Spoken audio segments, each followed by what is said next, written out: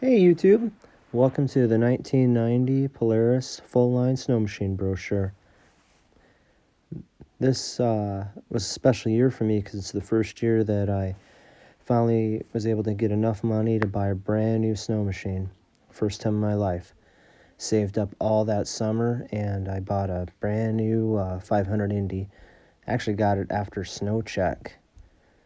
Remember, I paid $5,200 for the thing. I didn't get a deal on it at all, but you couldn't, at least. They were so popular. They were by far the most popular machine in here in Valdez. One of my buddies had a 400 Indy, the red one. It was a nice machine. The 650 is still there. They'd figured out when it came out in '88, there was a balance issue with it. A vibration would hit at a certain RPM. They got that figured out by then, from what I recall. Kind of a nice shot of the 650.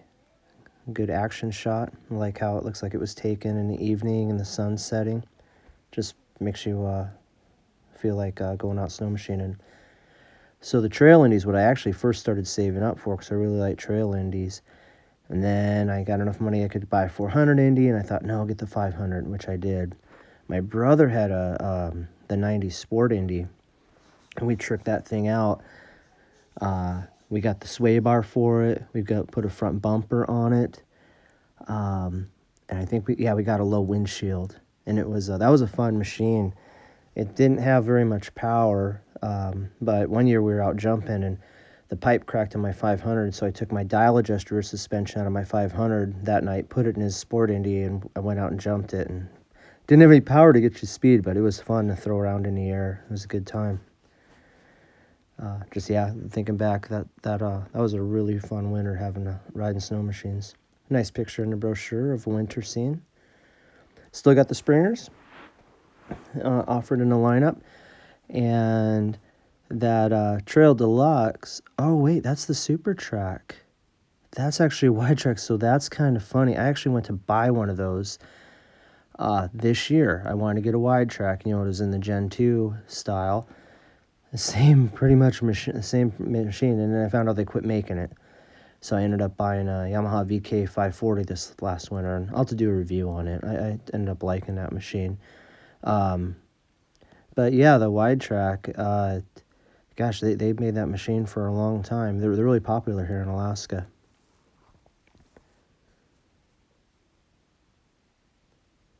The accessories, I remember I had my brand new cover for my 500 Indy, and I think it turned gray after that first winter. I was pretty irritated about that.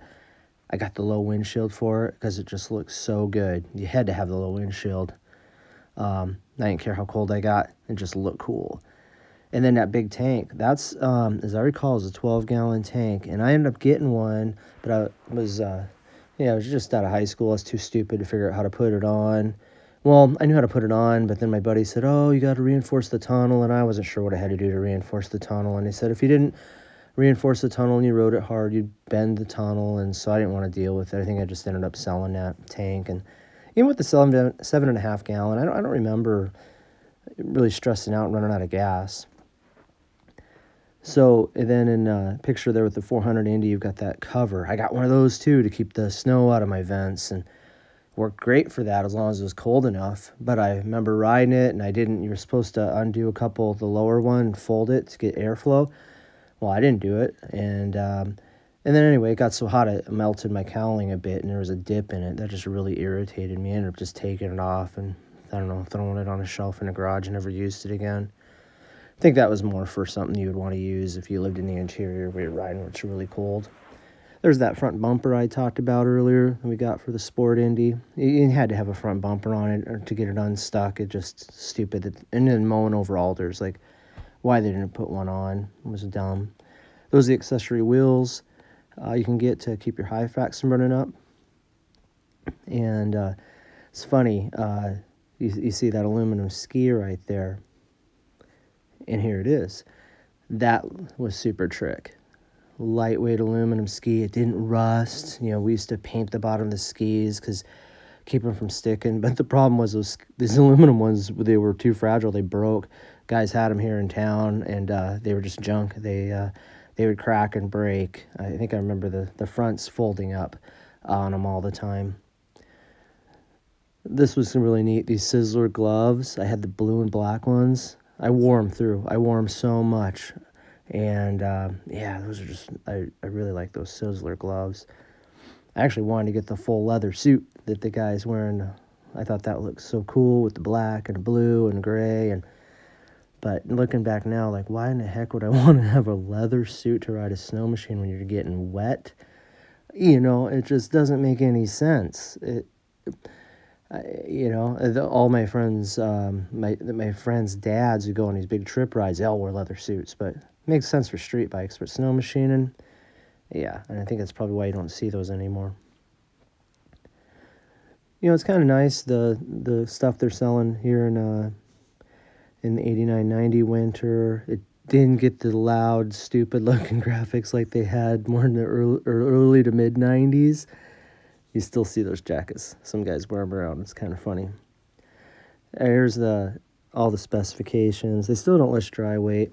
I don't know why they didn't. That was something that they really should have been promoting, because the Indies the Yamahas would have been lighter, but they didn't ride as good, like I said in an earlier video, and they're full aluminum chassis. You know, I think they'd be really promoting that aspect. And here's the end of the brochure. It was out of Northern Performance. I think the guy's name was Thumper. They own that dealership. I know they're not around anymore, but so if you like this, thanks for watching. Hit subscribe, give me a thumbs up, and I've got a lot of brochures, and I can do more of these if you guys enjoy them. Thanks a lot.